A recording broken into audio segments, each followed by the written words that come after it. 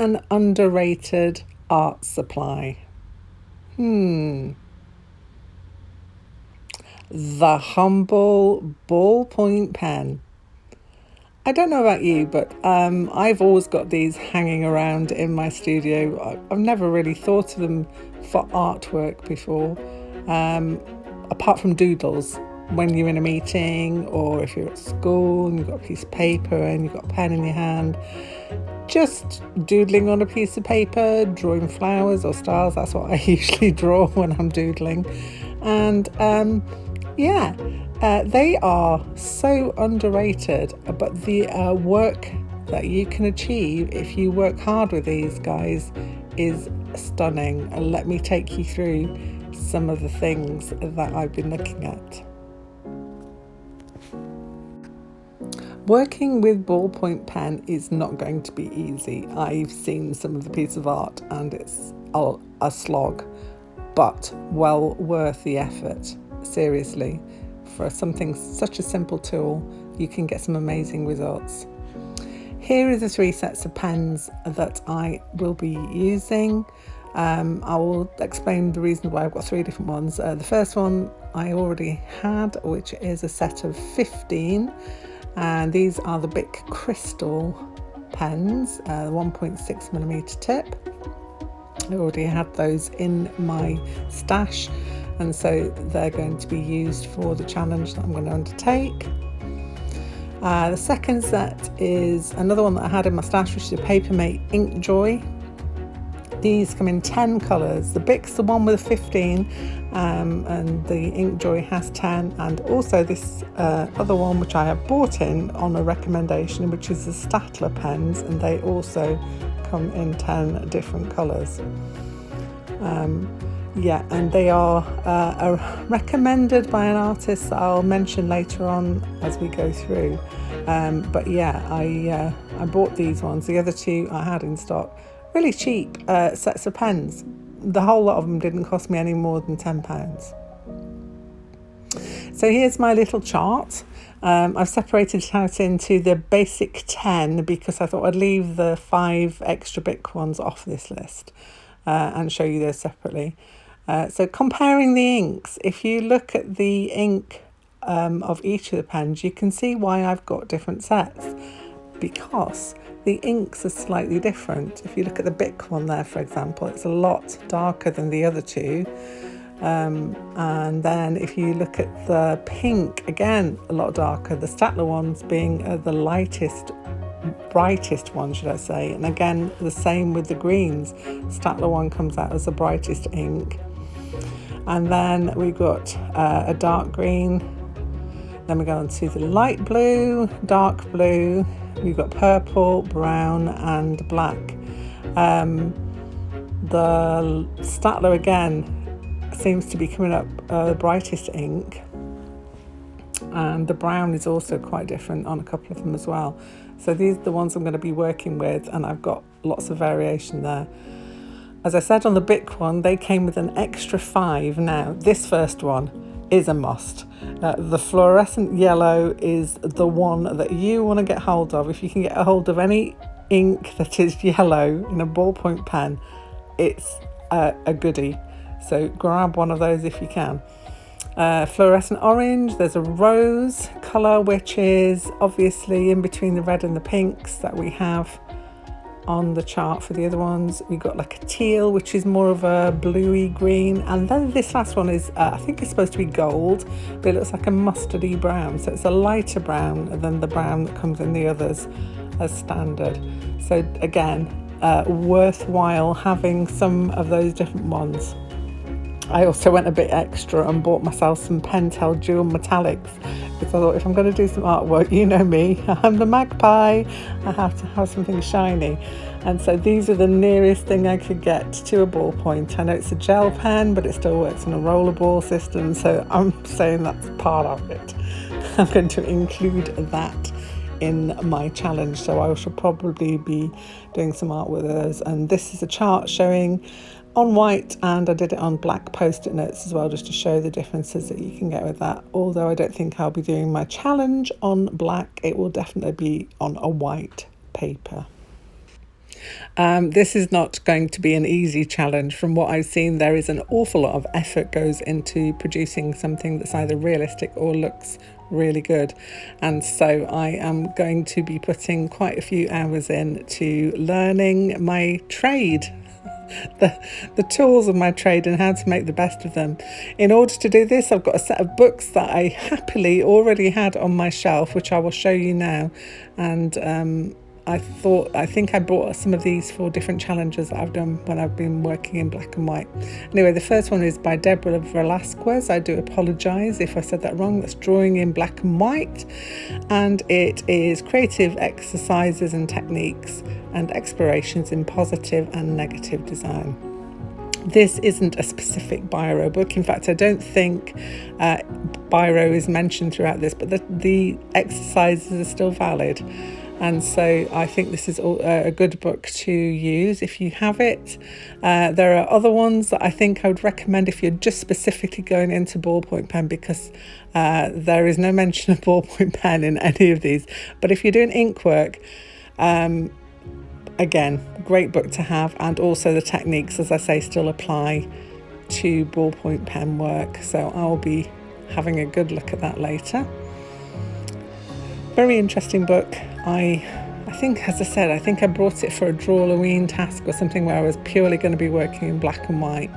And it was one of the books I got when I bought a set of books to do that.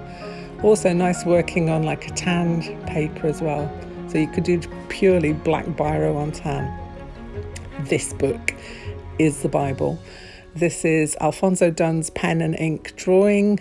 It is a fabulous ink and biro pen drawing book with lots and lots of techniques, lots of illustrations to show you what you need to be doing, like creating a value chart. With something like a biro, you need to be able to create that so that you can see where you're going with your piece of work.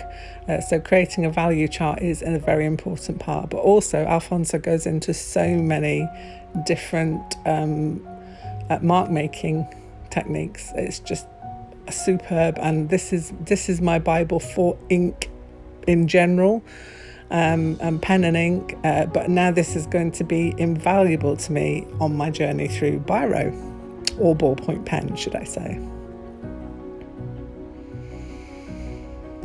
Super book, definitely recommended.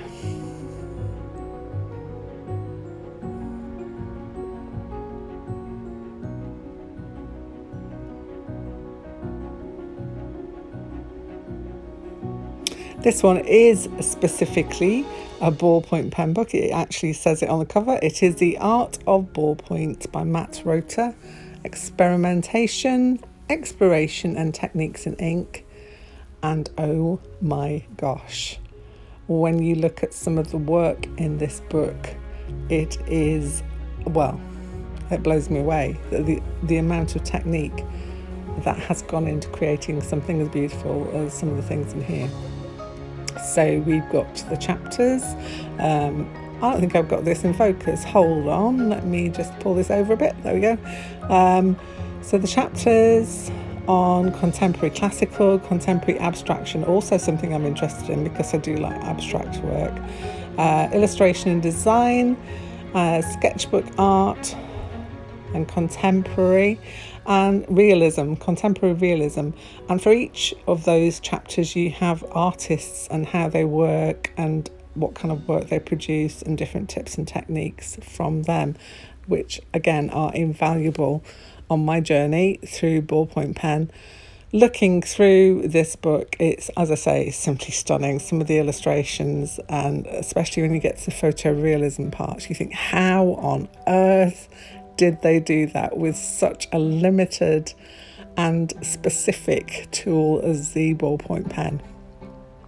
But again, obviously these people are putting many, many, many hours of work in order to achieve what they get.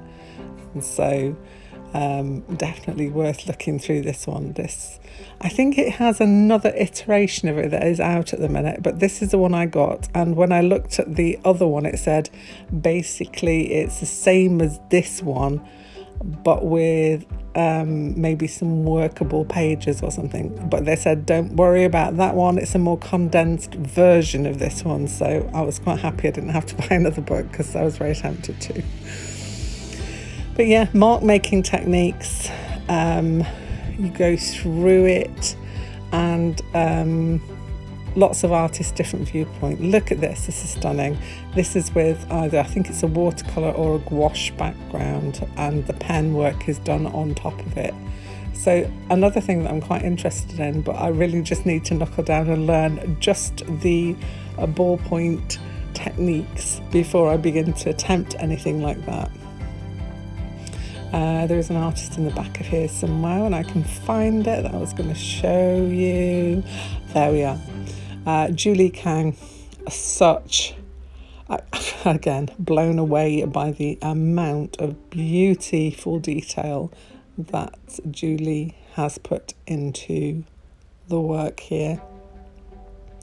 They have obviously put in hours upon hours, because if there's one thing I know about this, from what I know so far, is that it does take a heck of amount of time to do something like this. But the actual basic of your toolkit is going to be something that's so cheap and simple to get hold of, and so a real good, if you want to spend the time, a real good entry into getting drawing techniques down. This not my last book, but another book, it's How to Draw with a Ballpoint Pen. This is a more simplified version, I would say, of the other one. That one is definitely more in depth. This one is more accessible, so if you've got kids who are interested, or you have students who are interested in learning how to draw with a ballpoint pen, it's got a wealth of information about techniques and drawing cutie creatures. Sometimes I like to do that as well. Letter forms, also goes into abstract as well, but I think this one is a lot more accessible for it's good for everything, but also for a younger person who wants to get into it without going so in depth into the different artists. This is another book that I had on my shelf called Pen and Ink. Again, not specifically biro work or ballpoint work, but I will show you why this is such a beautiful book. Obviously techniques again, like stippling and scribbling, and also cross hatching and hatching. Those are the techniques that you're going to be using in the main. But this was the person who kind of made me want to just dive in and look at the detail on this kingfisher. Samuel Silver is based in London, I do believe, but that has been achieved with ballpoint pen, nothing else, and that blows me away. And you can achieve apparently this with just those 4 colours. I think it's always handy as a beginner to have some other options in your arsenal, but wow. And this is just like, if you're working in one colour, monotone, just one black ballpoint pen, you can achieve, if you put the hours in, something like that. This owl, oh my gosh, look at the colour of those eyes. You would think photorealism at its best, and done with a ballpoint pen. Something so simple. Everyone has one in their house, I would imagine. And for people just starting out, what an inspiration.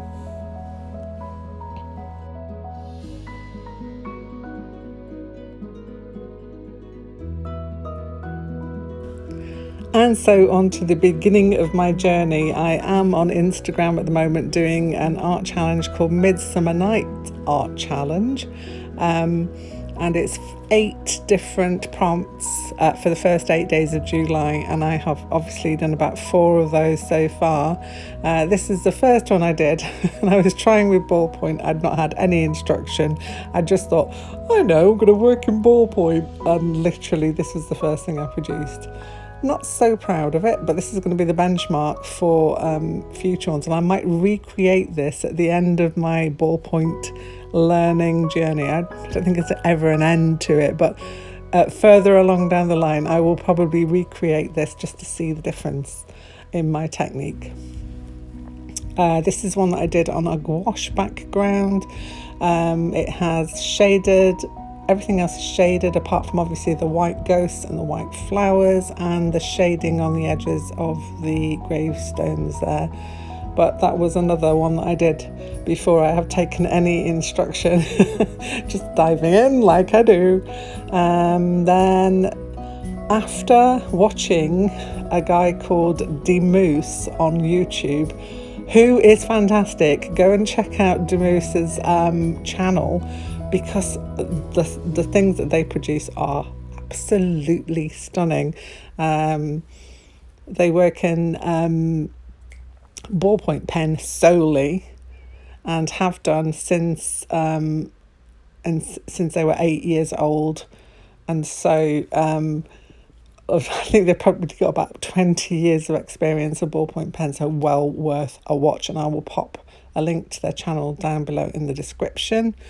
Please do go and give them some love, or also join their Patreon, because on their Patreon website they've got over 200 videos of real-time drawing, and I'm going to be watching a lot of those in order to try and up my skills. So yeah, pop across to see Demoose. So this is a skull that I made after looking at one of their videos and learning the very, very basics of different techniques that you could use. I started off just by trying out the colours of my pen, doing swatches and stuff. And then I thought, actually, might be able to make this into something. And so here we have Skullington, or what did I call him? I can't remember. Something ridiculous to do with colour. Anyway, so yeah, I'm going to be doing that. And then I think I will be maybe trying to also recreate this after I have learned a few more techniques. Obviously, this is not superbly great, but it's a start, and everybody's got to start somewhere. And this was one of my starting points when I decided that I wanted to do ballpoint pen as a challenge for myself. So yeah, all the different colours of ballpoint pen are in the background of this, and then I decided to do a scribbly skull on as the main part of it. And it was kind of just off chance that I just thought I'd do this. So that was the result. I posted it on my Instagram page, and some people liked it as well, so that's encouraging for a start. And then another piece I've done for the Midsummer Night Art Challenge is these ghosts. This is on a marker pen background with ballpoint pen shading, and again with the white gel pen ghosties. And I think I've also put a metallic gel pen moon up in the top there and some stars, because I like a bit of sparkle, as you know. And this is the last one I did, which is a monster and his cakes. This was on an ink background, and then, yeah, with the ballpoint pen on top. So please do join me, if you can, on this journey of pens. It's like Game of Thrones, journey of pens. And that's it from me from this week. Hope you have a lovely week, and I will see you very soon.